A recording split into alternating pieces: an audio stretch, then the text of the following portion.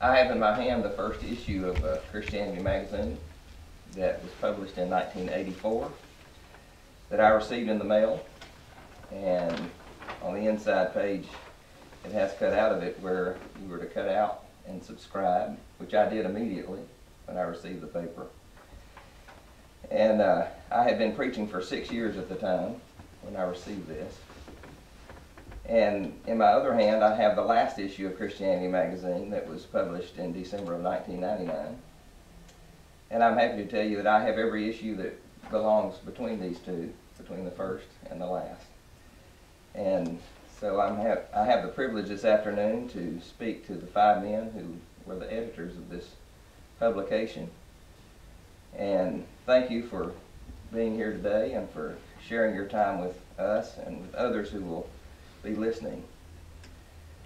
So I think the place to start is just to ask how Christianity magazine came to be, whose idea it was, and how it all got started.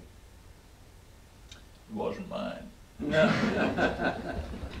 No, mine. No.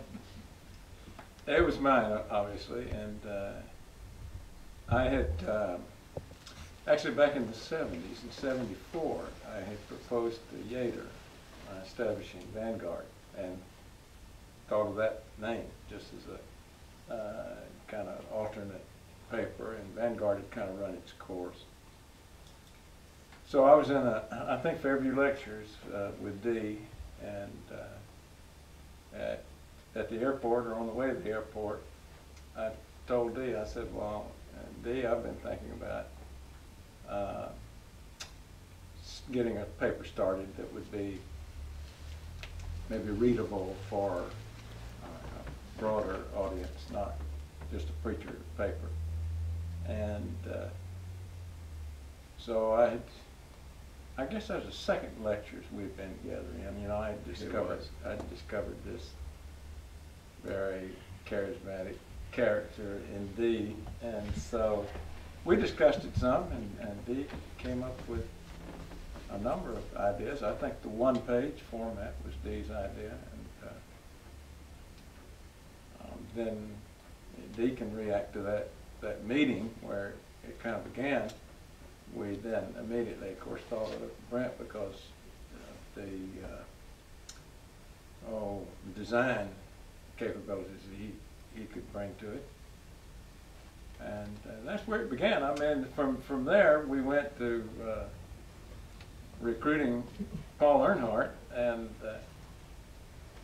recruited Paul because, you know, I for years thought, you know, he was the most underdeveloped talent that I'd ever met, and so he was a harder sell. And Sewell, I guess, was the last person that we approached, and Sewell came reluctantly as well. When I thought about Sewell, I thought about Bill probably first. His brother, I knew Bill better, and I had actually worked with Bill on a 77th Street publication called Perspective.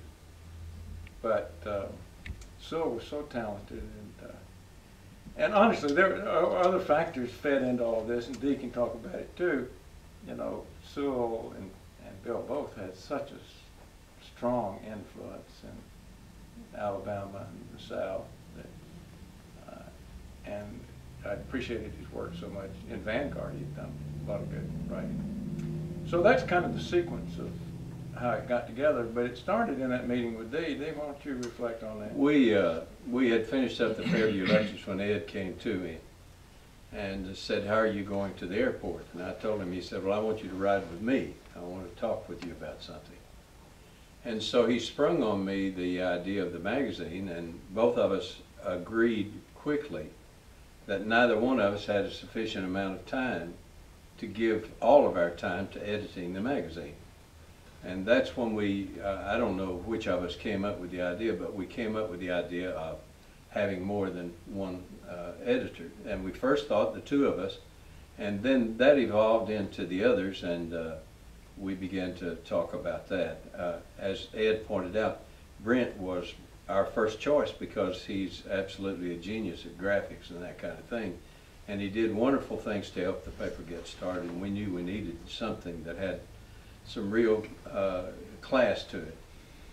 The things that we talked about that made the paper different had to do basically with people in the pew. In fact, if I'm not mistaken, Ed was the first one to say, we need a paper for the people in the pew. And that was the idea. We were not trying to fill any void or trying to have any competition with anybody, but rather to fill a void. And we talked about preachers who would be amenable to that kind of an idea, and Paul's name came up, and Ed and I both agreed. The first time I ever heard Paul Earnhart preach, it was so good I cried. I'm telling you the truth. And we just thought that he would be stellar. And then, of course, we didn't know a better man than Sewell Hall, so we began to recruit. Sewell came on board really slowly. In fact, we listed him an editor when he wasn't an editor, is what happened. But that's how the paper began. We came up with this idea for one article on one page to finish it. Because we live in a society, we thought, that is fast-paced and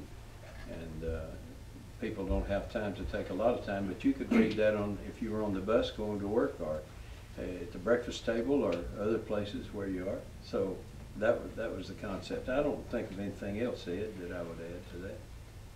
Would you say? You remember that I was not told I was going to be an editor when I agreed to write 2 articles a month. I guess that is right. I'd forgotten that.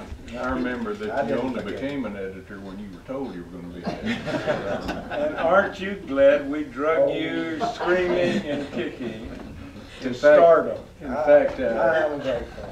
In fact, Paul told me one time, said, if you and Ed don't leave me alone, I don't know what I'm doing.